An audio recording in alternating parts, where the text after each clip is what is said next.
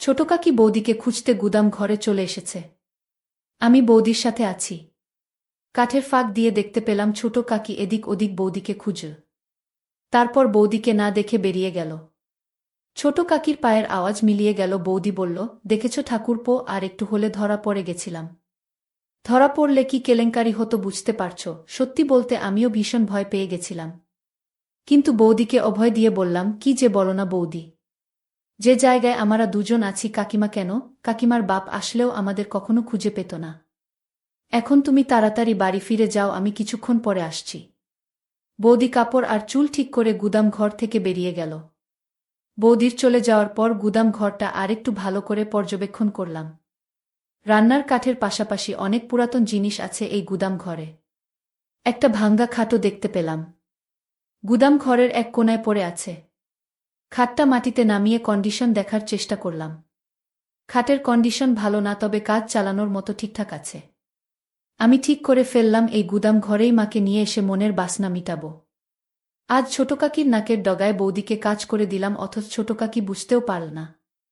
এর চাইতে নিরাপদ জায়গা আর হতে পারে না। এখন যেভাবেই হোক মাম্নিকে এখানে নিয়ে আসতে হবে। বৌদি যাবার 15 মিনিট পর আমি বাড়িতে ঢুকলাম। এই সময়টা বাড়ির সামনের লনে হাঁটাহাঁটি করলাম। তাড়াহুড়োয় মনের খায়েশ মিটল না। সকালে স্নানের সময় মাকে দেখার পর থেকে একটা ঘোরের মধ্যে ছিলাম। মা ছেলের স্বাভাবিক সম্পর্ক বারবার ভুলে যাচ্ছিলাম। পূজনীয় মাকে এক অপ্সরা নারী ছাড়া কিছুই চিন্তা করতে পারছিলাম না। নিজেকে থামাবার শত চেষ্টা যেন বিফল হয়ে যাচ্ছিল বারবার। আজ সকালে বড় কাকার কিছু অতিথি আসার কথা ছিল। সকাল পেরিয়ে দুপুর হলেও তাদের কোনো খবর নেই। দুপুরের শেষ দিকে মা আর নোলক দিদিকে পুকুর ঘাটে গোসল করতে দেখলাম। মা যখন পুকুর ঘাট থেকে উঠে এলো তখন আমি চিলেকোঠায় বসা। তাদের সম্পূর্ণ স্নান দেখে মনের মধ্যে তীব্র বাসনা জাগতে থাকে। রাতে সবার সাথে খেতে বসলাম। আমাদের খাওয়া মাঝামাঝি হলে শুনতে পাই কিছু অতিথি এসেছে। বড় কাকার যে বিজনেস পার্টনারদের আজ সকালে দেখা করার কথা ছিল, এরা হলেন তারা। এনারা সকালে এসে পৌঁছাতে পারেননি কারণ রাস্তায় নাকি গাড়ি খারাপ হয়ে যায়। সেটা ঠিক করে রওনা দিতে একটু দেরি হয়ে যায়, ফলে তারা গাজীপুরের জ্যামে আটকা পড়ে। কিন্তু অসময়ে আসায় বড় কাকা তাদের সাথে এখন বৈঠক করতে পারবেন না। তাদের জন্য আজ রাতের থাকা খাওয়ার ব্যবস্থা করতে বললেন। কাজ হবে সকালে। অনাকাঙ্ক্ষিত এই অতিথিদের থাকার ব্যবস্থা করতে গিয়ে একটা ঘর কম পড়ে গেল। ঠিক হলো আজ রাতের জন্য আমি অন্য কোনো ঘরে ঘুমাব। আমি মনে মনে মাম্নি বা বৌদির সাথে ঘুমানোর প্রার্থনা করতে থাকলাম। কিন্তু শুনতে পাই মা আর আমাকে এক ঘরে থাকতে হবে। খাওয়া শেষ করে রাত কাঁচা থাকতে আমি ঘরে চলে গেলাম। নিজেকে স্বাভাবিক রাখার চেষ্টা করছিলাম। কোনোভাবেই নিজের ভেতর ওসব জাগতে দিতে চাচ্ছিলাম না। মায়ের সাথে আগে অনেক থেকেছি, ঘুমিয়েছি অনেক রাত। তবে আজ রাতের ব্যাপার আলাদা। জ্বরের রাতের পর থেকে কিছু একটা বদলে গেছে আমার ভেতরে। স্বাভাবিক সম্পর্ক চিন্তা করতে পারছি না কেন যেন।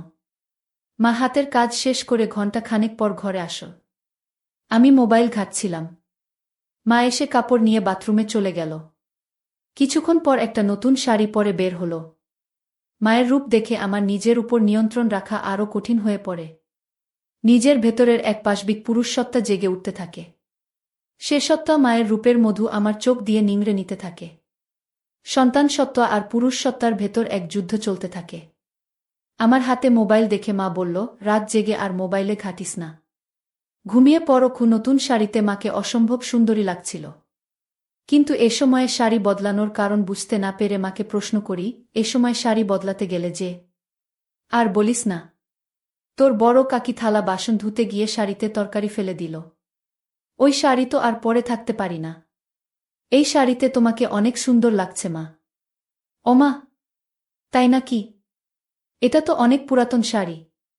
শাড়িটা কে পরেছে দেখতে হবে না? আমার মা তো বিশ্বের সেরা সুন্দরী।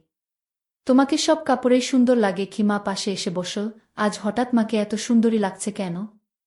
কোনো মতলব আছে নাকি? মতলব আছে, এবং সেটা খুব ঘৃণিত। আমি পেটের কথা পেটে রেখে বললাম, কি মতলব থাকতে পারে তুমিই বলো। সেটা তুই ভালো জানিস বাপু। দেখি আমাকে শুতে দে। সারাদিন হাড় ভাঙ্গা খাটুনি গেছে। হ্যাঁ, সে তো হবেই। বাড়িতে যতজন লোক, সবার জন্য রান্নার কাজ করতেই তো বেলা শেষ হয়ে যায়। চাকরের কি দরকার? নিজেরাই তো সব কাজ নিতে পারি। হ্যাঁ তাই তো। বউগুলোকে বিনে পয়সায় চাকরের মতো খাটাতে পারলে তো কাকাদের লাভই। তুই কাকাদের উপর খেপলি কেন রে? খেপলাম কোথায়? তোমার পা টিপে দেব মা? ওমা, আমার ছেলের সুমতি হলো দেখছি। এই তুই সত্যি করে মতলবটা বলতো।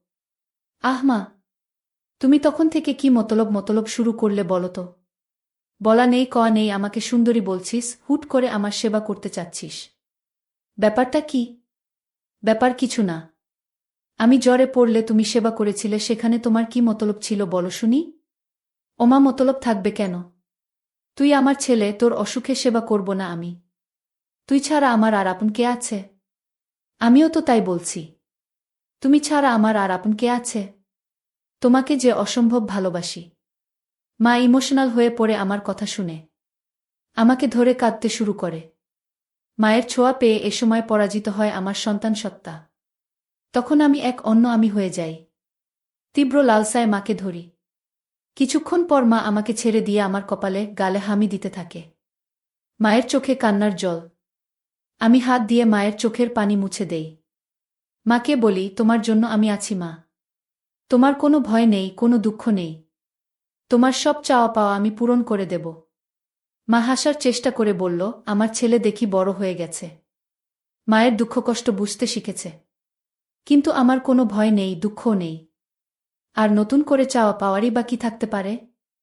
আমি গম্ভীর হয়ে মায়ের হাত ধরে বললাম, তুমি সব সময় মানিয়ে নিয়েছ। বাবা তোমার প্রতি দিনের পর দিন যে অবিচার করেছে তা আর কেউ না জানুক, আমি জানি। আমার কাছে লুকানোর কিছু নেই। মা বিব্রত হয়ে আমার হাত ছাড়িয়ে নিয়ে বলল, তোর বাবা আমার সাথে কি অবিচার করল? সংসারে একটু আটটু মনোমালিন্য হবে, এটাই তো স্বাভাবিক। তোর বাবা একটু রাগী জানি, কিন্তু সে মানুষ খারাপ না। আমি মায়ের একটা গালে হাত দিয়ে বললাম, আমার জন্মের পরে বাবা তোমাকে ছুঁয়ে দেখেছে কি আদৌ? দিনের পর দিন তুমি বাবাকে পাবার জন্য বিছানায় ছটফট করতে। মা লজ্জা পেয়ে যায় আমার লাগামহীন নির্লজ্জ কথা শুনে। গাল থেকে আমার হাত ছটকা মেরে ছাড়িয়ে আমাকে ধমক দিয়ে বলে, কি সব আজেবাজে কথা বলছিস? তোর মুখে কি লাগাম নেই? মায়ের সাথে কিভাবে কথা বলতে হয় ভুলে গেছিস? আমি মায়ের দুই বাহু শক্ত করে ধরে মাকে বললাম, আজেবাজে কথা না মা। আমি যা বলছি তা এক বিন্দুও মিথ্যা নয়। তুমি আমায় ছুঁয়ে বলো আমি ভুল বলছি। গুয়ে একথা বলে মায়ের একটা হাত আমার মাথায় রাখলাম। মা আমার মাথা থেকে হাত সরিয়ে নিয়ে বলল, তুই এসব কি শুরু করলি? আমি মায়ের হাত আবারও মাথায় নিয়ে এসে বললাম, আমার দিব্যি, বলো আমি ভুল বলছি। মা মুখ নিচু করে চোখের জল ফেলতে থাকল। আমি মায়ের আরও কাছে এসে বসলাম। দু হাতে মায়ের গাল ধরে মায়ের মুখ উঁচু করলাম। মায়ের চোখের জল আঙ্গুল দিয়ে মুছে দিয়ে মায়ের কপালে হামি দিলাম। মায়ের কপালে আমার কপাল ঠেকিয়ে বললাম, আমি আর তোমার ছোট হিমেল নেই মা। আমি তোমার দুঃখ দূর করার মতো যথেষ্ট বড় হয়েছি। আমি তোমাকে আর কখনো বাবার অভাব বুঝতে দেব না। কথা দিলাম তোমাকে। মা আমার দিকে বিস্ময়ে তাকিয়ে বলল, তুই কি বলতে চাচ্ছিস? তোর বাবা কিসের অভাব রেখেছে? আর তুই বাবার কোনো অভাব পূরণ করবি? এই অভাব বলে আমি একটা হামি দিলাম। মা ঘটনা আকস্মিকতায় স্তব্ধ হয়ে যায়। যখন বুঝতে পারে আমি কি করছি তখন আমাকে দু হাতে ধাক্কা দিয়ে ঠেলে সরিয়ে দেয়। তুই এটা কি করলি? তুই কি জেনে বুঝে করছিস? তুই পাগল হয়ে গেছিস। মা তার চেহারা দু হাত দিয়ে ঢেকে কাঁদতে লাগল। একটু পর মুখ তুলে আমার দিকে রক্তবর্ণ চোখ করে বলতে লাগল, দূর হ আমার চোখের সামনে থেকে। তোর মতো কুলাঙ্গার জন্ম দেওয়ার আগে আমার মরণ হলো না কেন? যদি জানতাম তুই বড় হয়ে এ কাজ করবি তাহলে তোকে ছোটবেলাতেই গলা। মা কথা শেষ করার আগেই আমি মাকে আবার একটা দেই। আমি তোমাকে ভালোবাসি মা। অনেক ভালোবাসি। তুমি দিনের পর দিন বাবার অভাব অনুভব করেছ। গভীর রাতে তুমি আমাকে ধরেছ, কিন্তু মা হয়ে ছেলের সাথে সম্পর্কে জড়াতে পারনি। আমি ছোট ছিলাম বলে তুমি মেটাতে পারোনি শরীরের ক্ষুধা। মা আমার কথা শুনে বলে, তুই এসব কি বলছিস? আমি তো মা। মা হয়ে তোর সাথে এমন কাজ করার কল্পনাও করতে পারি না কখনো। মায়ের কানে মুখ রেখে বললাম, আমাদের মা ছেলে সম্পর্কের বাইরেও একটা পরিচয় আছে মা। আমি পুরুষ আর তুমি নারী। তুমি এতদিন নিজেকে সমেত রেখেছ। নিজেকে সতী প্রমাণ করার চেষ্টা করেছ। কিন্তু কার জন্য? যে লোকটা তোমাকে মানুষ বলে গণ্যই করে না তার জন্য। তুমি যদি নিজের জন্য একবার হলেও ভাবতে তাহলে আজ তোমার জীবনে এত দুঃখ থাকত না। কখনো এত অবহেলায় থাকতে হতো না। মা আমার বুকে মাথা লুকিয়ে বলতে থাকে, কিন্তু তুই আমার ছেলে। আমি কখনো এত বড় পাপ করতে পারব না। আমাকে ছেড়ে দে তুই। আমি নিজেকে আটকাতে পারছি না মা। তোমার পরশ পেয়ে আমি পাগল হয়ে গেছি। তুমি অপরূপ সুন্দরী। তোমার মায়া আমাকে পাগল করে দিচ্ছে। মা বলল, তুই এমন করিস না। তোর পায়ে পড়ি। আমাকে এত বড় পাপের ভাগিদার করিস না তুই। আমি তোর বিয়ের ব্যবস্থা করে দিব। আমি হাত বুলাতে লাগলাম। সমাজ, সংসার, ধর্মের ভয়ে এই নিষিদ্ধ সম্পর্কে জড়ানো থেকে মন প্রাণ দিয়ে নিজেকে আটকাতে চাইছে মা। কিন্তু আমি জানি দেহের ক্ষুধার কাছে মনের বাধা এক অনুপরিমাণ বাধা দিতে পারবে না। মাকে সব সময় পূজনী দেবীর সাথে তুলনা করে এসেছি, আজ এই দেবীর সাথে এমন ঘৃণিত কাজ করতে আমার বিবেকেও বাধছে। কিন্তু ওই যে দেহের ক্ষুধার কাছে পরাজয় হয়েছে বিবেকের। মা চোখ বন্ধ করে আছে। চোখে পানির রেখা ছাপ ফেলে গেছে। মায়ের নাকের ফুল ঘন ঘন ছোট বড় হচ্ছে। আমি মায়ের চিবুক ধরে মুখ উঁচু করে ধরলাম। মা চোখ খুল না, ঘন ঘন নিঃশ্বাস নিতে থাকল। মায়ের বিছানার পাশের টেবিলে সিঁদুরের কৌটা দেখতে পেলাম। এক হাতে কৌটাটা তুলে নিলাম। কৌটা থেকে সিঁদুর নিয়ে মায়ের ফাঁকা সিথিতে পরিয়ে দিতেই মা চোখ খুলে ফেলে। হিমেল, বাবা তুই কি করছিস এসব? সিঁদুর পরিয়ে দিলি আমায়, আর কোনো সংকোচ নয় মা। তোমায় সিঁদুর পরিয়ে নিজের বউ করে নিলাম। সিঁদুর পরালেই কেউ বউ হয় না। সমাজের সামনে অগ্নিকে সাক্ষী করে 7 পাক ঘুরতে হয়। আজীবন সাথে থাকার প্রতিজ্ঞা করতে হয়। তুই আমাকে নিয়ে যা করতে চাচ্ছিস সেটা পাপ। তোকে বাধা দেবার ক্ষমতা আমার নেই। এ পাপ তুই করিস না বাপ আমার। আমাকে আর অসতী করিস না। আমি শাড়ির আঁচল তুলে মায়ের মাথায় ঘোমটা দিয়ে দিলাম। মার চোখ অশ্রুতে টলটল করছে। আমি মাকে বললাম, তুমি আদর্শ মা, আদর্শ বউ। কিন্তু বাবা তোমার আদর্শ স্বামী হতে পারেনি। যে সমাজ এতদিন তোমাকে উপেক্ষিত করে দেখেছে, আমি মানি সে সমাজের নিয়ম।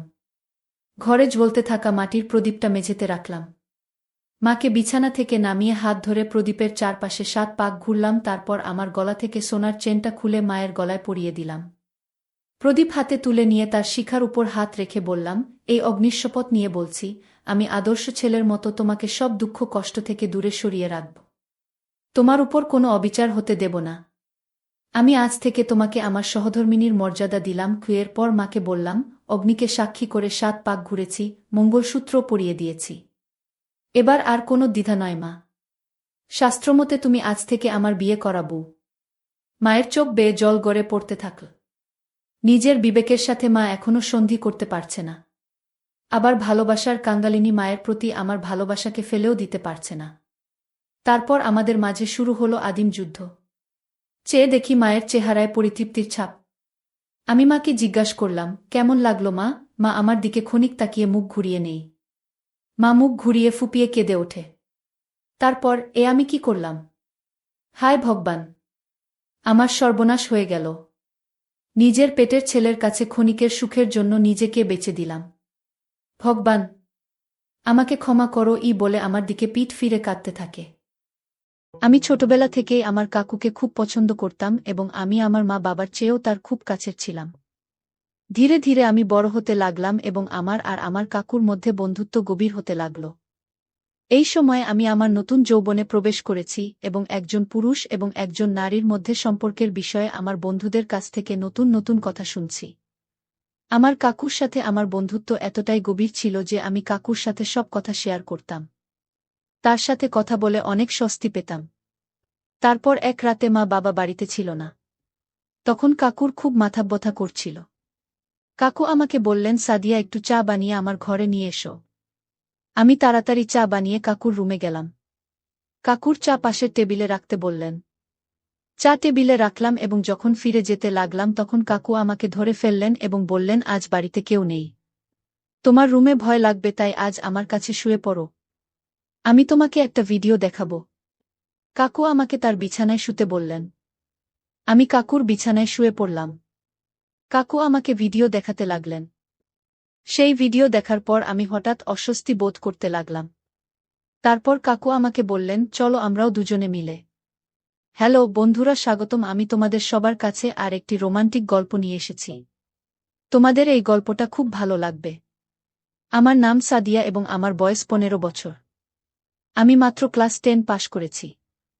আমার পড়ার খুব শখ ছিল। কিন্তু বাবা আমার লেখাপড়ার বিপক্ষে ছিলেন। আমি আমার মা এবং কাকাকে বললাম যে আমি আরও পড়াশোনা করতে চাই। তাই এখন আপনারা দুজনেই আমাকে সাহায্য করুন এবং আমার বাবাকে রাজি করান। মা তার দিক থেকে অনেক চেষ্টা করেছিল। কিন্তু বাবা রাজি হচ্ছিল না। কারণ সে বলতো আজকাল কলেজে পড়াশোনা কম হয় আর প্রেম ভালোবাসা বেশি হয়। তখন কাকু বাবাকে বুঝিয়ে একভাবে আমার গ্যারান্টি নিলেন যে আমি এরকম কিছু করব না, শুধু পড়ালেখা করব। তখনই বাবা আমার কলেজে যেতে রাজি হন। আর কাকুকে বলেন, আজ থেকে 4 দিন দায়িত্ব তোমার, যদি সে এমন কিছু করে যা এই ঘর পরিবারের সম্মান ক্ষুণ্ণ করে তাহলে তোমার ভালো হবে না। কাকু বাবাকে বললেন, ভাই চিন্তা করবেন না, আমি সাদিয়ার প্রতিটি গতিবিধির উপর নজর রাখব। এই সময় আমি জানতাম না কাকুর মনে কি ছিল এবং কেন তিনি আমাকে এত সমর্থন করছেন। কিন্তু মজার ব্যাপার হল, আমি কখনো ভাবিনি যে কাকুর সাথে আমার বন্ধুত্ব এত দূর চলে যাবে। তারপর কয়েকদিনের মধ্যেই কাকু আমার সাথে গিয়ে আমাকে কলেজে ভর্তি করিয়ে দিলেন। প্রথম দিকে তো মন দিয়ে পড়াশোনা করতাম।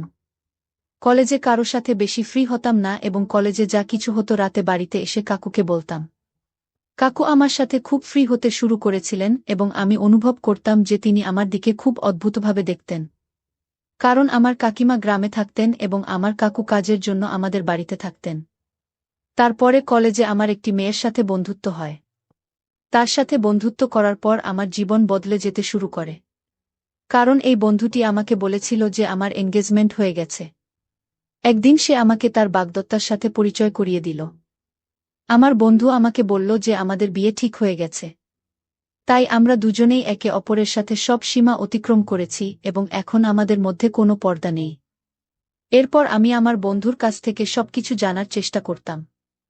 হয়তো আমার এটা জানার বয়স হয়নি বা আমার বয়সটা এমন ছিল যে এসব জেনেও আমি সহজে ভুল পথে চলে যেতাম।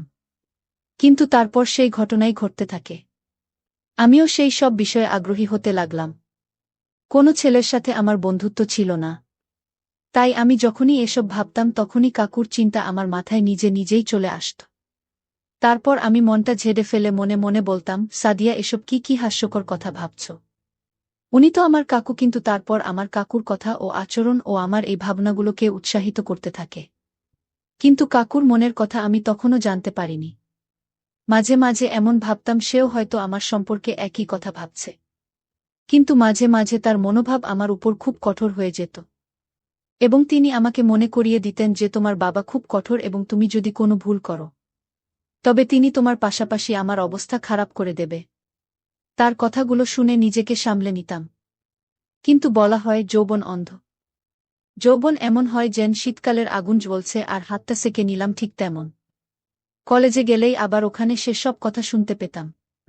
তারপর কলেজ থেকে বাড়িতে ফিরে বন্ধুদের বলা কথাগুলো ভাবতে শুরু করতাম। সেদিন কাকু কাজ থেকে বাড়ি ফিরলে তিনি এসে আমার পাশে বসলেন এবং কথা বলতে লাগলেন। কি ভাবছ জানি, তাও আবার এত গভীরতা নিয়ে। কাকুর দিকে তাকিয়ে বললাম, কাকু জানো আমার বন্ধু আজ আমাকে কি বলছে?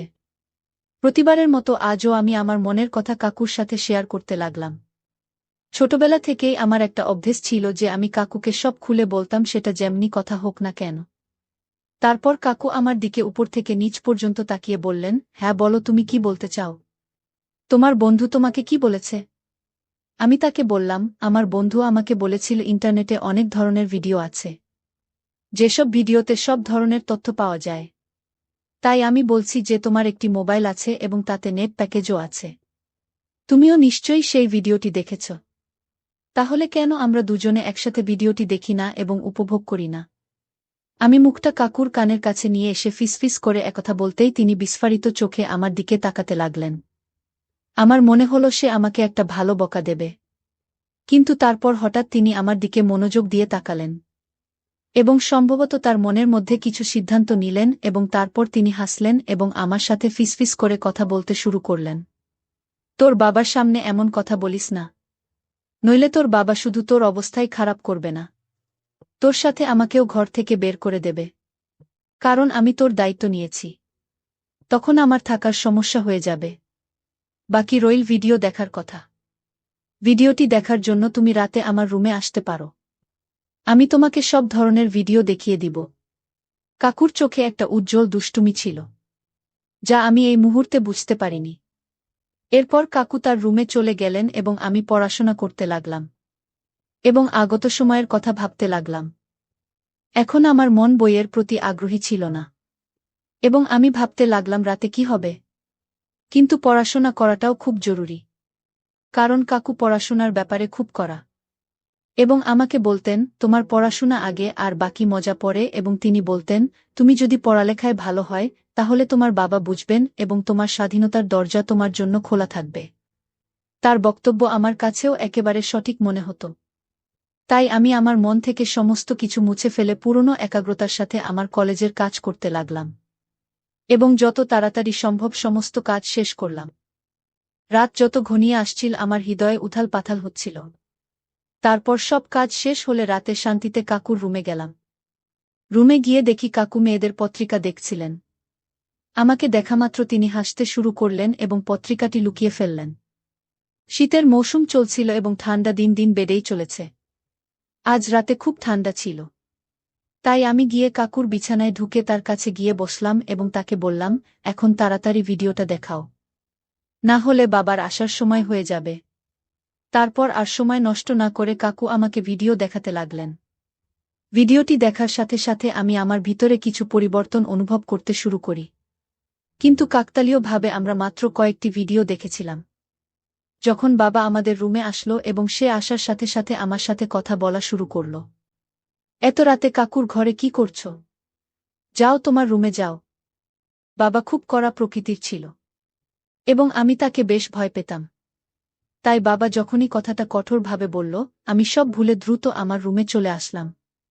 ভাবলাম বাবা কাকু রুম ছেড়ে নিজের রুমে যাওয়ার সাথে সাথে কাকুর রুমে চলে যাব। কিন্তু এই রাতে বোধ হয় কাকুর সাথে বাবার কিছু জরুরি কাজ ছিল। বাবা অনেকক্ষণ কাকু ঘরে বসে রইল আর অপেক্ষা করতে করতে আমি কখন ঘুমিয়ে পড়লাম বুঝতেই পারিনি। আর বাবা কখন কখন রুম থেকে চলে গেল জানি না। পরের দিন কলেজ থেকে ফিরে রাতের জন্য অধীর আগ্রহে অপেক্ষা করতে লাগলাম, কারণ আমি কিছু ভিডিও দেখে নিয়েছিলাম। কোনো রকমে নিজেকে সামলে নিলাম এবং যেই সময় হল কাকুর রুমে চলে গেলাম ভিডিও দেখতে। কিন্তু কাকু বললেন, এই মুহূর্তে আমি আমার অফিসের কাজ শেষ করছি। এক কাজ করো, কিছুক্ষণ পর আমার রুমে এসো, ভিডিও দেখাবো। সকাল থেকে ভিডিও দেখার জন্য মরিয়া ছিলাম, তাই কাকুর ওপর একটু রাগ করে বসে রইলাম। আমার মোবাইলে হোয়াটসঅ্যাপ ইনস্টল করা হয়েছিল। তখন একটি নতুন নম্বর থেকে একটি মেসেজ এল। তার পাঠানো ছবি দেখে আমার চোখ বিস্ফারিত হয়ে ওঠে। আমি শুধু সেই ছবিটি দেখছিলাম যখন সেই লোকটির কাছ থেকে মেসেজ আসতে শুরু করে। সে খুব রোমান্টিক ভঙ্গিতে চ্যাট করছিল। আমি যে ইতিমধ্যেই মরিয়া হয়েছিলাম তাকে একইভাবে উত্তর দিতে শুরু করলাম। তখন আমার মনে হলো যে আমার এটা কাকুকে জানানো উচিত। আমি তৎক্ষণাৎ কাকুর রুমে চলে এলাম। কিন্তু তার রুমে দরজা বন্ধ থেকে আমি আমার রুমে ফিরে এসে সেই অচেনা ছেলেটির সাথে কথা বলতে লাগলাম। তখন মোবাইলে মেসেজে কথা বলছিলাম। আমি যখন তাকে বললাম যে আমি তোমাকে দেখতে চাই, ভিডিও কলে কথা বলতে বললাম, কিন্তু সে অস্বীকার করল। এই সময় রুম থেকে বের হতেই চোখ পড়ল কাকুর দিকে।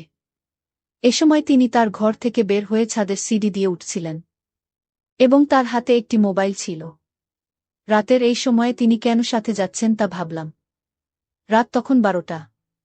আমার ঘুম আসছিল না, কিন্তু আমার মনে একটা সন্দেহ জেগেছিল যে কাকু আমাকে নতুন নম্বর থেকে মেসেজ করছেন। আচ্ছা, এইসব ভাবতে ভাবতে আর কাকুর কথা ভাবতে ভাবতে কখন যে ঘুমে হারিয়ে গিয়েছিলাম জানি না। আর একটা স্বপ্ন দেখলাম যেটাতে কাকু আমার সাথে ছিলেন আর আমাকে বলছিলেন এই কাজটা করতে।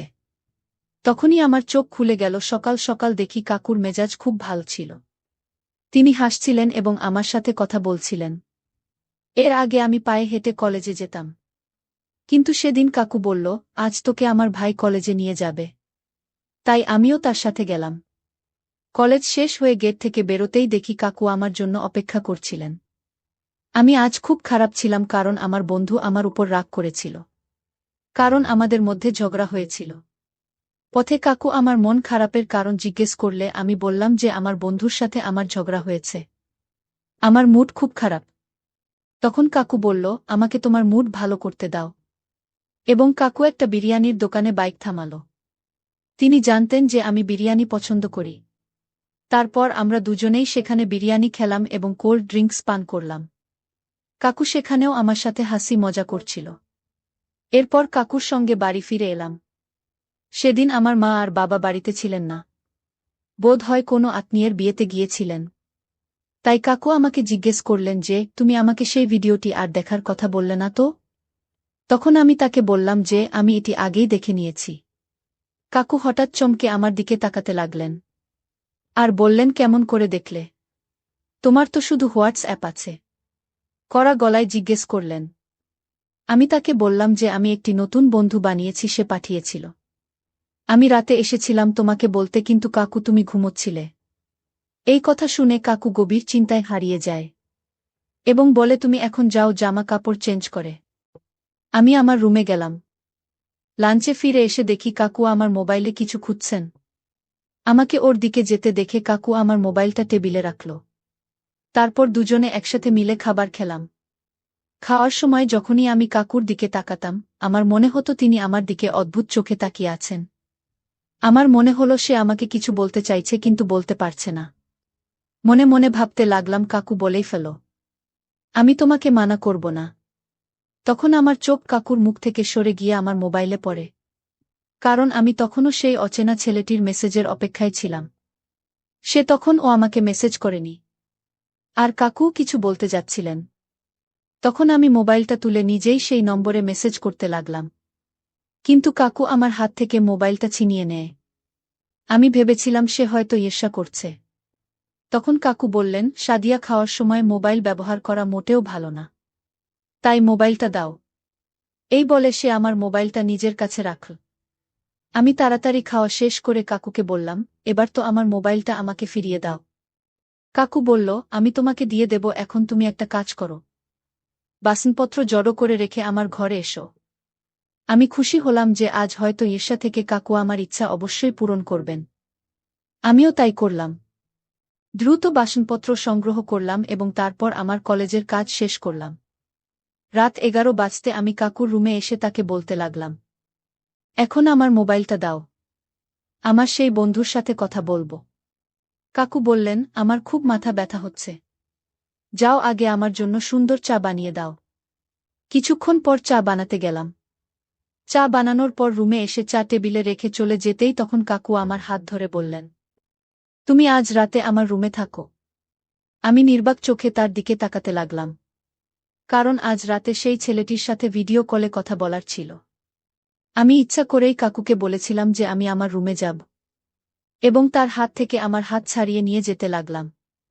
কিন্তু কাকু আমাকে যেতে বাধা দিলেন এবং বললেন, আমি যা বলছি তাই কর। তিনি কড়া সুরেই কথা বলে আমাকে বিছানায় শুইয়ে দিলেন। আমিও ভয়ে শুয়ে পড়লাম। তারপর সারারাত কাকু আমার সাথে যেভাবে আচরণ করলেন তা আমি কল্পনাও করতে পারিনি। সে অনেকক্ষণ আমার মোবাইল ব্যবহার করতে থাকে এবং আমাকে ঘুমাতে দেয়নি। রাত 12টায় তিনি আমাকে বললেন, তুমি দেখতে চাও কে সেই ছেলেটি যে তোমাকে ভিডিও এবং ছবি পাঠায়? কাকুর কথা শুনে আমি খুব খুশি হয়ে গেলাম এবং বললাম, হ্যাঁ, দেখতে চাই। কাকু আমার মোবাইলটা আমার হাতে দিয়ে বললেন, এই দেখো ওর ছবি। ওর ছবি দেখে আমি হতবাক। কারণ ওই ছেলেটা আমার বন্ধুর বাগদত্তা। আমি বড় বড় চোখে কাকুর দিকে তাকাতে লাগলাম। আমার চোখে জল চলে এল। তখন কাকু বলতে লাগলেন যে, যখন তুমি আমাকে ছেলেটির কথা বললে, আমি বুঝতে পেরেছিলাম যে কেউ নিশ্চয়ই তোমাকে বোকা বানাচ্ছে। তাই আমি তোমার মোবাইল থেকে এই ছেলেটিকে সাদিয়া বলে কথা বলতে শুরু করি। সে তোমার ছবি বানিয়ে সোশ্যাল মিডিয়ায় পোস্ট করতে যাচ্ছিল। আমি যদি ওকে ভয় না দেখাতাম, তোমার সম্মান নষ্ট হয়ে যেত এবং তোমার বাবা তোমার আমার উপর যে কাণ্ড করত তা অন্যরকম হতো। সাদিয়া, তোমার এই বয়স ভালো কিছু শেখার। এই ধরনের খারাপ কথা এবং খারাপ কাজ থেকে নিজেকে বাঁচিয়ে চলো। তুমি যখন আমার সাথে এইভাবে কথা বলতে তখন আমি সেগুলোকে শিশু সুলভ এবং তামাশা ভেবে এড়িয়ে যেতাম। কিন্তু তখন আমি বুঝতে পেরেছিলাম যে আমার এড়িয়ে না গিয়ে আমার উচিত তোমাকে কোনোভাবে বোঝানো। সেজন্য আমি তোমাকে কঠোরভাবে বোঝানোর পরিবর্তে তোমার সাথে আমার বন্ধুত্ব বাড়িয়েছি। সেই সময় আমি যদি তোমাকে বোঝানোর চেষ্টা করতাম, তুমি হয়তো বোঝার বদলে রেগে যেতে। তাহলে তুমি আমার সাথে জিনিসগুলো শেয়ার করতে না, আর আমার থেকে দূর হয়ে অন্য লোকেদের ফাঁদে পড়ে যেতে। আমার কাকুর কথা শুনে আমি কান্নায় ভেঙে পড়েছিলাম। তিনি আমাকে সান্ত্বনা দিয়ে শান্ত করলেন এবং বুঝিয়ে দিলেন যে কলেজে এমন মেয়েদের সাথে আমার বন্ধুত্ব করা উচিত। যারা পড়ালেখায় ভালো। খারাপ কাজ নয়। আমি কাকুকে বলে দিলাম যে এখন শুধু পড়ালেখায় মন দেব। এমন মেয়ে ও ছেলেদের খারাপ কাজে আমি মোটেই পড়ব না। বন্ধুরা, আজকের যুগে বাবা মা তাদের সন্তানদের সাথে সবকিছু শেয়ার করতে দেন না। এটা তাদের প্রতি বড় অন্যায়। শিশুদের ভালো মন্দ কাজের শিষ্টাচার শেখাতে হবে। এবং স্কুল কলেজে কোনো ধরনের আচরণ করা হলে তাদের অভিভাবকদের সঙ্গে শেয়ার করতে হবে, যাতে ভবিষ্যতে অসুবিধা এড়ানো যায়। এবং শিশুদের সঠিক ও ভুল কাজের মধ্যে পার্থক্য শেখানো উচিত।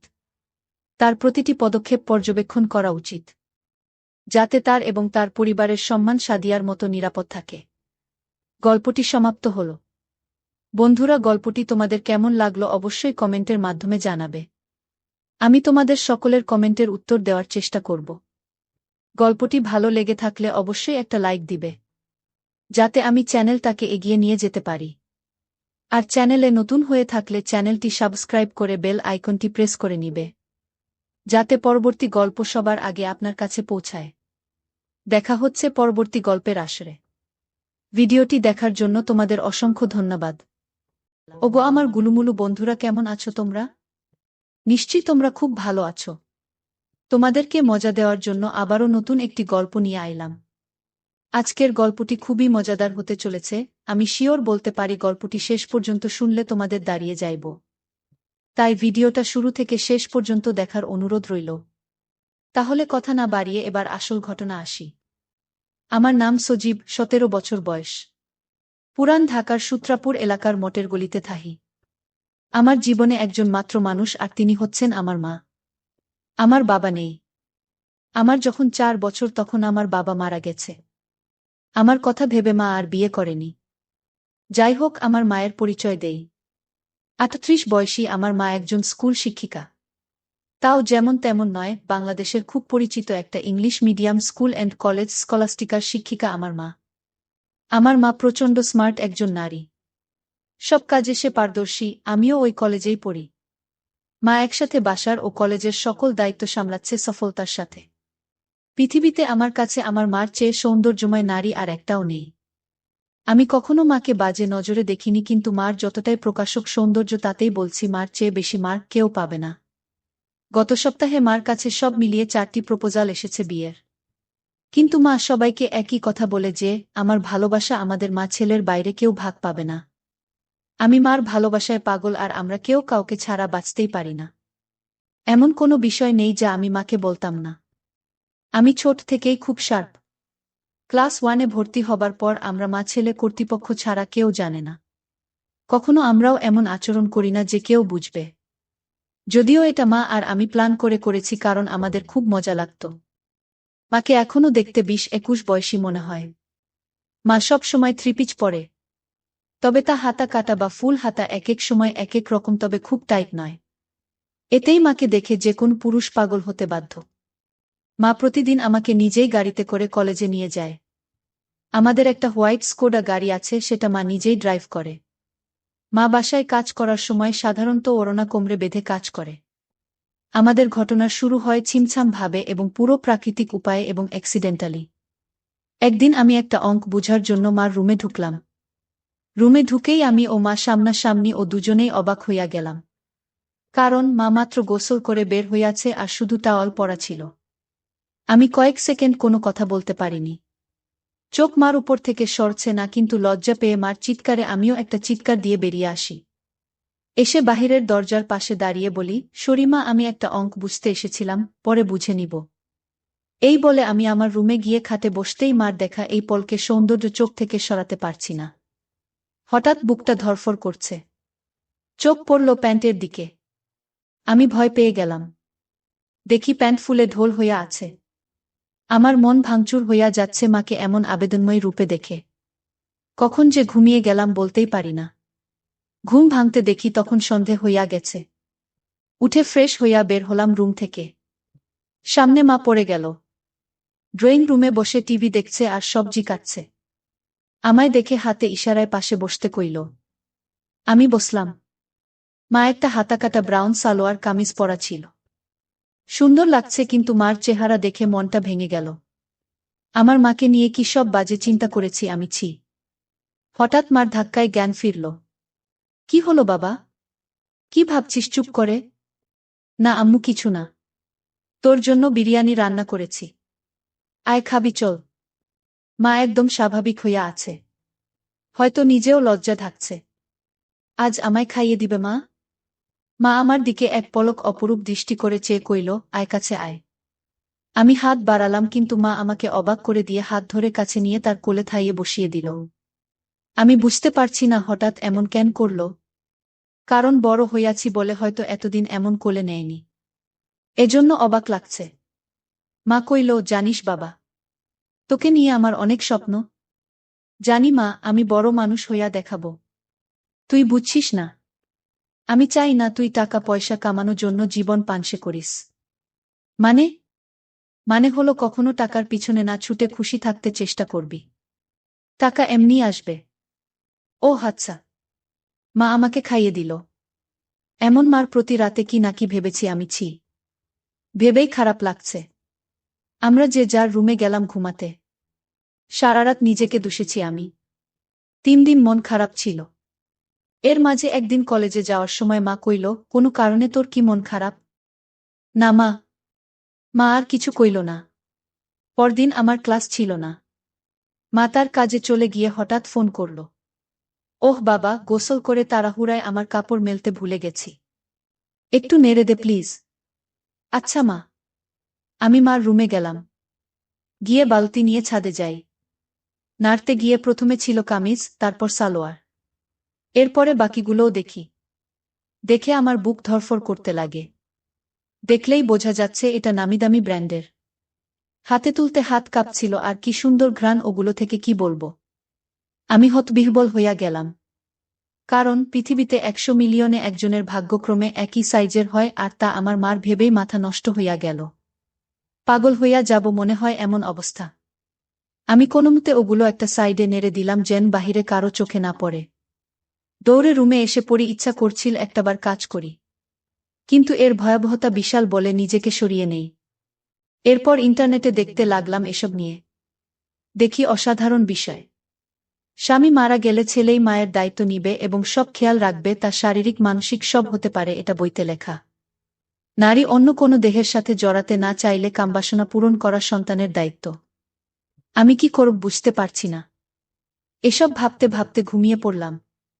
উঠলাম মার ডাকে। দেখি মা সামনে দাঁড়ানো। বসল বিছানায় ও আমার মাথায় হাত বুলিয়ে কইল, ঘুম শেষ হলো? আয় খাবি আয়। আমি উঠে গেলাম ডাইনিং রুমে। মা চা বিস্কিট এনে কইল, চল ছাদে বসি। আমরা ছাদে বসলাম। গিয়েই মা কাপড় দেখে কইল, আমি আজ ভুলেই গেছিলাম। এই রে, আমার ওই কাপড়গুলো কোথায়? আজ কি ধুয়ে দেইনি নাকি? না মা, ওইটা পিছনে আছে। এমনভাবে কইল যেন ছেলের সামনে এগুলো কোনো ব্যাপারই না। মা সব কাপড় তুলে হাতে নিল। মা কইল, গরমের ছুটিতে দিয়ে দিল। বলো কোথায় যাইব ঘুরতে? আমরা তো বাসায় সময় কাটাই না। চলো এই ছুটি বাসায় নিজেদের সময় দিই। মা অপলক তাকিয়ে আছে আমার দিকে। কি মা ভুল বলেছি? মা আমার গালে হাত বুলিয়ে কইল, কোনো ভুল বলিসনি বাবা। তুই অনেক বড় হইয়া গেছিস বাবা। Love you baby. বলেই মা আমায় বুকে জড়িয়ে ধরল। এটা অবশ্য সব সময় হয়। কিন্তু আজ ভিন্ন একটা ঘ্রাণ আসছে মার গায়ে। এটা মমতা আর কি একটা ভিন্নতা বুঝলাম না। তো পরদিন আমি টিভি দেখছি আর মা ঝাড়ু দিচ্ছে। আমি দেখলাম মা আজ ওড়না পরেইনি। আর ঝাড়ু দেওয়ার সময় একটু ঝলক দিচ্ছে। আমি জানি না কেন চেয়ে চেয়ে মাকে দেখছিলাম। হঠাৎ একবার আমিও মার দিকে তাকালাম, মাও তাকালে, চোখাচোখি হলো। আমি খুব ভয় ও লজ্জা পেয়ে গেলাম। মা না জানি কি ভাবছে। আমি আর তাকালামই না। ভয়ে ভয়ে আছি কি যেন বলবে আমাকে। এমন সময় কাজ শেষ করে এসে মা পাশের সোফায় বসল, আমার গা ঘেঁষে আমার কাঁধে হাত রেখে। আমি ভয়ে কাঁপছিলাম। মা কইল, আরে কি দেখছো এসব? চলো রেসলিং দেখি। তুমি দেখো না? আমি অবাক হলাম। মাও রেসলিং দেখে ছেলে হইয়া? আমি মাথা নেড়ে না কইলাম। মা কইল, বিয়ে ম্যান। এ যুগে রেসলিং দেখো না তা হয়? দাও রিমোট দাও। মা রিমোট নিয়ে চ্যানেল পাল্টে রেসলিংয়ে দিল। আন্ডারটেকার আর ট্রিপল এইচের খেলা চলছিল। মা এত মজা করে দেখছিল যে আমিও কেমন ঘুলে মিলে গেলাম। হঠাৎ করে আমায় কইল, তোমার কাকে পছন্দ? আমি তো দেখি না। কিন্তু আন্ডারটেকার, এই তো আমার ছেলে। সে খুব জোস। আমি অবাক হইয়া গেলাম। মার প্রতি একটা কৌতূহল হল। মাঝে এনিবি ও মার্গারেটের লাইভ হবে এটা বিজ্ঞাপন দিল। আমি মনে করেছি হয়তো মেয়েদের খেলা দেখবে না আমি সামনে থাকায়। কারণ মেয়েরা খেলে ছোট কাপড় পরে। কিন্তু মা আমায় অবাক করে দিয়ে আরো গা ঘেঁষে বসে কইল, এবার মজা হবে। বলেই জুস আর পপকর্ন নিয়ে এলো। আমি উঠে যাচ্ছি লজ্জায়। মা আমায় থামিয়ে কইল, আরে বস। মজা হবে এদের খেলায়। আমি মার্গারেট আর তুই এনিবি, ঠিক আছে? আচ্ছা। খেলা শুরু হলো। দুজন ছোট ছোট সেট পরে এসেছি। মা বেশ মজা করে দেখছে। আমি শুধু মাকে দেখে অবাক হচ্ছি। মাঝে এর ডিলেমা তখন আমার দিকে ফিরে আচমকা কইল, তুমি আমাকে বন্ধু মনে করো? আমি হঠাৎ একথা শুনে অবাকই হলাম। অবাক হবার কিছু হয়নি। উত্তর দাও বাবা। আমার আর কে আছে তুমি ছাড়া? তুমিই তো আমার সবকিছু।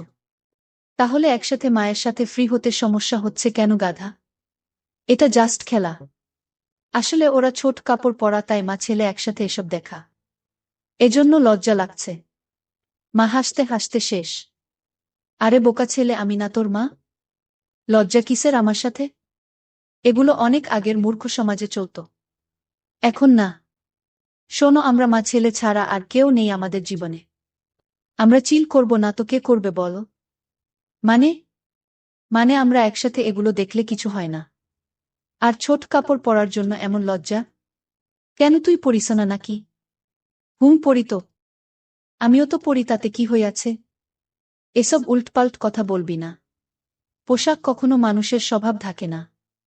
মনে বিষ নিয়ে যদি বুরখা পরে ঘোরা হয় তাহলে বুরখা পরার কোনো মানে হয় না। আমি মাথা নাড়লাম।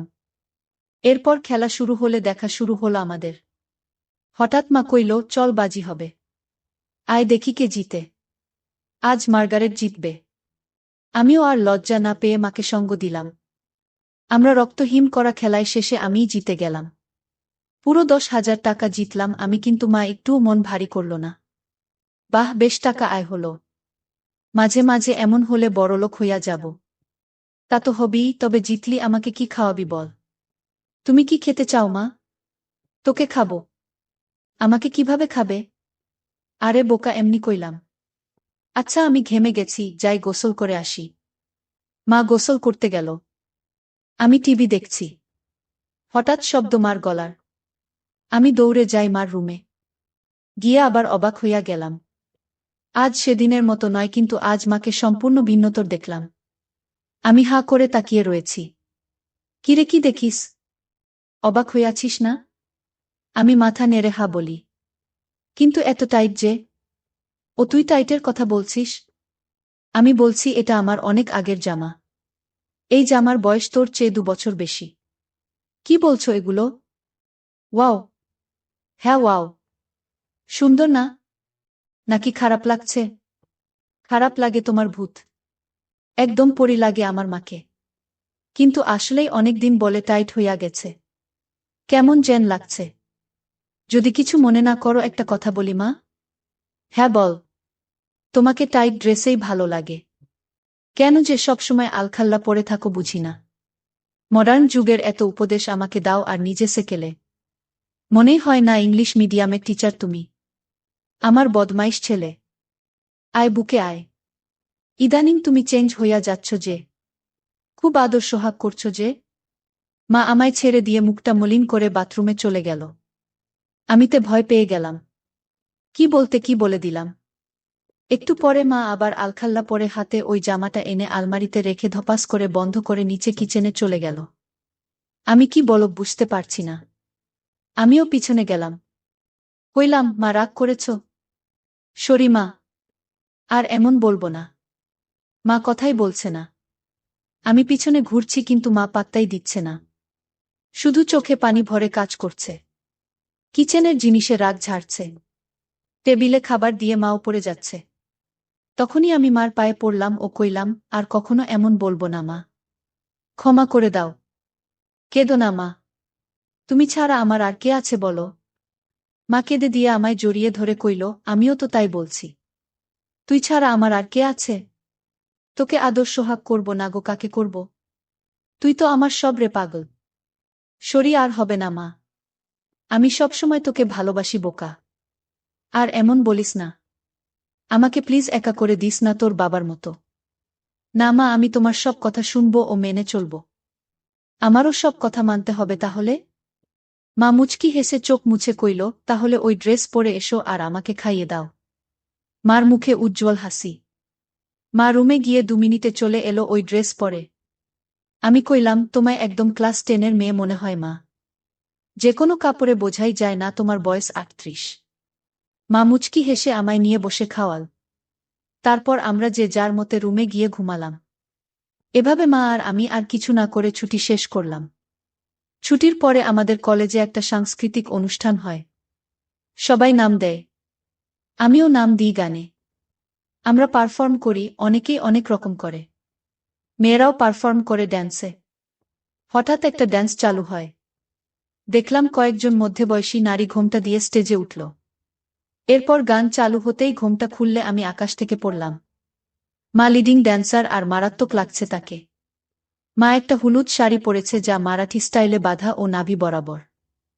এতেই সবার হৃদ স্পন্দন বাড়িয়ে দিল। সবাই হুররে বলে অনুষ্ঠান শেষ করল। আমার মা এত সুন্দর নাচে তা জানতাম না। ছেলেরা সবাই তো বলছেই, সাথে মেয়েরাও বলছে ম্যাম খুব স্মার্ট। আমার খুব গর্ব হলো এটা শুনে। আমরা বাসায় গিয়ে আমি মার সাথে কথা বলছি না। মাতা দেখে কইল, কি হইয়াছে আমার প্রাণ ভোমরার? ইস, আবার প্রাণ ভোমরা বলছে। কখনো তো বলনি নাচতে পারো। আমাকে তো কখনো নাচ করে দেখাওনি। মা আমার কাছে সোফায় বসে গা ঘেঁষে কইল, এই যে মশাই, আপনাকে সারপ্রাইজ দিতেই বলিনি আগে। এখন আপনিও তো অবাক হলেন তাই না? আপনার জন্য এত কিছু করলাম আর আপনি যদি মন খারাপ করে থাকেন তাহলে হয়। সরি। আচ্ছা, ঠিক আছে। তুমি এত সুন্দর নাচতে পারো আমি জানতামই না, আর কি ড্রেস পরেছ তুমি ওখানে, আমি অবাক। কখনো তো এমন খোলামেলা পোশাকে দেখিনি। খোলামেলা কই? এত মারাঠি স্টাইল আর খোলামেলা কি বলছো? আমাকে কি খুব খারাপ লাগছিল? নাউজুবিল্লাহ। তোমাকে আর খারাপ লাগবে? তা অসম্ভব। পৃথিবীর সবচেয়ে সুন্দর নারী আমার মা, আর তাকে খারাপ লাগবে? তোমায় মারাত্মক লেগেছে মা। মা আমার গাল ধরে কইল, থ্যাংক ইউ। মা একটা কথা বলি? হ্যাঁ বল। আমাকেও একদিন নেচে দেখাবে প্লিজ মা? তুই আমার নাচ দেখবি? ভালো লেগেছে? খুব। আমি ভাবতেও পারিনি এত সুন্দর নাচো তুমি। আজ সবাই তোমার প্রশংসা করছিল। প্লিজ মা, দেখাবে বলো না? অবশ্যই দেখাবো বাবা। আমার পৃথিবী তুই, আর তোকে খুশি করতে সব করতে পারবো। বল, কি ড্যান্স দেখবি? যেই কস্টিউম আছে তার বিচারেই যা ইচ্ছা তোমার। আচ্ছা তুই বস, আমি আসছি। বলে মা গেল রুমে। একটু পরে এসে আমায় পুরো চমকে দিল। মা একটা শাড়ি পরেছে, যা ট্রান্সপারেন্ট মেরুন রঙের। ফলে সব উদীয়মান তা দেখে আমি সোফা থেকে দাঁড়িয়ে যাই। মা আমায় এমন উঠতে দেখে কইল, এখন আমি তোর টিচার নই বোকা। দাঁড়াচ্ছিস কেন? আমি কেন বলে দিলাম, তোমায় আজকে সত্যি অসাধারণ লাগছে মা। বলার পর খেয়াল হলো আমি কি কইলাম। জিভ কেটে কইলাম, ওফ সরি মা। আমার ভুল হইয়া গেছে, আর বলবো না এমন পচা কথা। মা আর চোখে একটা চাহনি দিয়ে কইল, আমি কি হই তোর বলতো? আমার মা। তাহলে এমন কেন করছিস? মা নাকি তার সন্তানের কাছে সবচেয়ে সুন্দর হয়। তুইও তো বললি। তো প্রশংসা করতে এত দ্বিধা কিসের? ওই যে ভাষাটা বিব্রত তাই। চুপ করতো, কোনো বিব্রত নয়। এদেশীয় ভীত সংস্কৃতি তোর ভিতরে কিভাবে এলো বুঝলাম না। এটা কোনো বাজে শব্দ নয়। যাকে যা লাগে তাই বলা উচিত, বুঝেছিস? চাইলে আরও কিছু বলতে পারিস। আমি ভ্যাবলা হইয়া কইলাম, হ্যাঁ। কিন্তু মাকে এসব জাতীয় কথা বলা কি ঠিক? মা আমায় হাত ধরে সোফায় বসে কইল, দেখ বাবা, আমি তোর মা। আমায় তুই যা খুশি বলতে পারিস। ভালো লাগলেও বলবি, খারাপ লাগলেও বলবি, তাতে কোনো সমস্যা নেই। এখন তুই যদি আসলে আমায় মা বলে আপন নাই বা ভাবিস তাহলে আর আমার কি করার? স্বামীকে হারিয়ে একমাত্র সন্তানের সঙ্গ কপালে না জুটলে তো আর কিছু করার নেই। আমি বুঝলাম মা মনে মনে কষ্ট পাচ্ছে, আর প্রশংসা করায় মা আমায় বাধা দেয়নি। পশ্চিমা দেশের মতো মা আমায় স্বাধীনতা দিচ্ছে, ভালো তো এমনিতেই বাসে মা। তাই মার মন ভালো করতে কইলাম, okay my dear loving mother, let's show me your best move. মা হেসে দিয়ে আমায় ধন্যবাদ দিয়ে কইল, লাভ ইউ মাই ডিয়ার। তোর জন্যই বেঁচে আছি আমি। আমায় তুই বুঝিস বলেই আমি পরিণত মা। বল কোনো গানে নাচব? কাটা লাগা গানে। মা চোখ বড় করে কইল, নুটি বয়। আমি হেরে যাওয়ার মতো মাথা নিচু করলাম। মা আমার থুতনি ধরে তুলে চোখে লাস্যময়ী হাসি এনে কইল, আমার ছেলে বলবে আর আমি মা হইয়া তা করব না, এটা হতে পারে না। বলেই মা কাটা লাগা গান বাজিয়ে পৃথিবীর সকল সৌন্দর্য নিজের উপর এনে নাচতে লাগল। সে কি মুভ ও স্টাইলে নাচল কি বলবো। মনে হচ্ছিল যেন আমার গার্লফ্রেন্ড হলেও এমন ভঙ্গিতে নাচত না। পুরোপুরি বোল্ড লাগছে মাকে। আমি দাঁড়িয়ে হাততালি দিলাম ও মাকে গিয়ে সালাম করলাম। মা অবাক হইয়া গিয়ে কইল, কি ব্যাপার? সালাম কেন? কারণ তুমি আমায় এত ভালোবাসো, আমায় এত বিশ্বাস করো তাই। এমন সাজে আমি কখনো ভাবিনি তোমায় দেখব। তাও আবার আমার অন্যায় আবদার রেখে এই বোল্ড সং ড্যান্স করলে। তোমার কি খারাপ লেগেছে মা? মা কইল, এজন্যই তোকে এত বেশি ভালোবাসি রে বাবা। তুই খুব মাসুম আর হনেস্ট আর খুবই কিউট। শোন তাহলে, তুই আমার একমাত্র সন্তান আর একমাত্র সঙ্গী, যাকে নিয়েই আমার জীবন মরণ সব। তোর কাছে খারাপ লাগার কিছু নেই। আমি তোকে ভালোবাসি রে বাবা। আর এমন কেমন বলিস? এটা একদম স্বাভাবিক। আমি চুপ করে রইলাম। মা কয়েক সেকেন্ড আমার দিক তাকিয়ে থেকে কইল, আচ্ছা এখন গোসল করে আসি। মা চলে গেল। আমি আর পিছন দেখার কেমন মনোবল পাচ্ছি না। তবে 10 মিনিট পর হঠাৎ মা ডাক দিল। আমি মার রুমে যেতেই আবারও সেই মুহূর্ত সামনে করলাম। মাকে এরূপে দেখে বুক ধকধক করছে। আমি কিছু বলতে পারছি না, কিন্তু মা আমায় দেখে মোটেও বিচলিত নয়। একটু কড়া কণ্ঠে কইল, বস বিছানায়। আমি কি করব বুঝতে পারছি না। মা এবার আরও একটু কড়া হইয়া কইল, বসতে কইলাম না। আমি চট করে বসলাম। মা আরেকটা তোয়ালে দিয়ে চুল মুছে তাতে বেঁধে এসে আমার পাশে বসল। আমি নিচের দিকে মুখ করে আছি। আমার দিক তাকা। আমি তাকালে মা কইল, আমি তোর কি? মা, আমি খেয়াল করছি সেই দিন এমন তোয়ালে পরা দেখার পর থেকে তুই পাল্টে গেছিস। কেন এমন কেন করছিস? আমি সরি মা। আমি আসলে সেদিন একটা অঙ্ক বুঝতে এসেছিলাম। জানতাম না তুমি গোসল করে তোয়ালে পরে বের হইয়াছিলে। তাই ঢুকে পড়ি, আর হবে না মা। ভুল হইয়া গেছে। আর একটা কথা বললে একটা চড় মারব। তোকে সারা জীবন এই শিক্ষা দিয়েছি আমি? আমি না তোর মা? তুই ছোট থেকে আমায় এমন দেখছিস, এখন একটু বড় হইয়াছিস বলে আর দেখিসনি। তাতে এমন করার কি হলো? কিন্তু এখন তো আমি বড় হইয়া গেছি মা। আবার কথা বলে। সন্তান আজীবন মার কাছে ছোটি থাহে আর তোয়ালে পরে দেখায় কি দুনিয়া উল্টে গেছে? আমায় কি তোয়ালেতে দেখতে এতটাই বিশ্রী? আমি মার মুখে হাত দিয়ে কইলাম, না মা। দুনিয়াবি সবচেয়ে সুন্দর তুমি। যা সব কিছুতেই। তাহলে এত কাহিনী কেন? আমি ভেবেছি তুমি আমায় কি নাকি ভাববে, তাই ভয়ে ছিলাম। শোনো, আমাদের আমরা ছাড়া আর কে আছে যে নিজেদের স্পেসটুকুও নষ্ট করব? তোয়ালে পরে দেখলে কিছুই হয় না বাবা। আয় বুকে আয়। এরপর মা কইল, তোর খিদে লাগেনি? যা ড্রয়িং রুমে বস। আমি আসছি। আমি অপেক্ষা করছি। মা এলো কিচেনে। রান্না করছে আর গুনগুন করে গান গাইছে। আমি পিছন থেকে জড়িয়ে ধরলাম মাকে। পিছন তাকিয়ে দেখে আমি হাত সরিয়ে নিই। মা মুচকি হেসে আমার হাত ধরে গান গাইতে থাকল।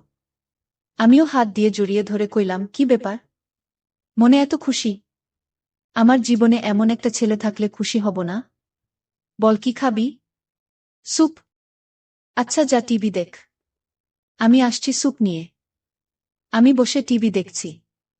মা স্যুপ এনে আমায় খাইয়ে দিল ও নিজেও খেল। আচ্ছা, আমার কিছু শপিং করতাম।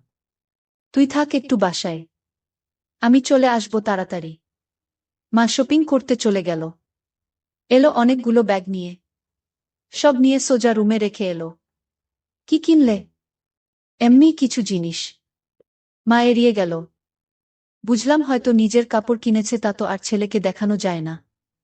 যাই হোক, পরদিন কলেজে যাওয়ার জন্য গাড়িতে বসে আছি মার জন্য। মা গেট লাগিয়ে যখন গাড়িতে এলো তখন আমি আকাশ থেকে পড়লাম। মা একটা হলুদ ট্রান্সপারেন্ট শাড়ি পরেছে ম্যাচিং ব্লাউজের সাথে। মনে হলো আমি আকাশ থেকে পড়লাম মাকে এমন রূপে দেখে। মা আমার চেয়ে থাকা দেখে কইল, কি হলো এমন তাকিয়ে আছিস কেন? তুমি অনেক পাল্টে গেছ মা। মুচকি হেসে কইল, এটা কি তোর খারাপ লাগছে? আরে না না, আমার কাছে উল্টো ভালো লাগছে। মা চোখ কুঁচকে কইল, ভালোটা আবার কেন? আমিও চাই তুমি নিজের জীবন সাজাও, ভালো ও খুশি থাকো। পোশাকটা না হয় তারই শুরু। মার মুখে উজ্জ্বল গর্বের হাসি। আজকে অসাধারণ লাগছে মা। আমি ভাবছি এখন থেকে শাড়ি পরব। ভালো ডিসিশন, কিন্তু শুধু শাড়ি কেন? এমনি না হলে আর কি পরা যায় বলতো? মা আমাকে জিজ্ঞেস করছো? মা কাকের মতো আশেপাশে তাকিয়ে কইল, আর কাউকে দেখছিস গাড়িতে? না মানে একজন মা তার ছেলের সন্তানের কাছে পোশাকের সিদ্ধান্ত চায় তাই কইলাম। বাংলাদেশে এটা স্বাভাবিক নয়। আমার কাছে সব কিছু তুই। তাই আমার কমেন্ট তুই করবি। বল কেমন পরব? সত্যি ফ্রেন্ডলি বলবো? এবার চর খাবি? সরি সরি বলছি। মা আমার দিকে তাকিয়ে রইল কয়েক সেকেন্ড। মার এই রহস্যঘন তাকানো বুঝি না। ওয়েস্টার্ন? হুম বলেই মা গাড়ি চালাতে লাগল। আধা ঘন্টা গাড়ি চালানোর পর মা আমাকে একটা পার্কে নিয়ে গেল। মা আমার পাশে বসে কথা বলছিল, হঠাৎ মার হাত আমার নিচে দিল। তখন আমার আর বুঝতে বাকি রইল না মা কি করতে চাইছে। আমি বুঝতে পারছিলাম যে মা আমার জন্য পাগল হইয়া গেছে, নিজেকে আর আটকে রাখতে পারছে না।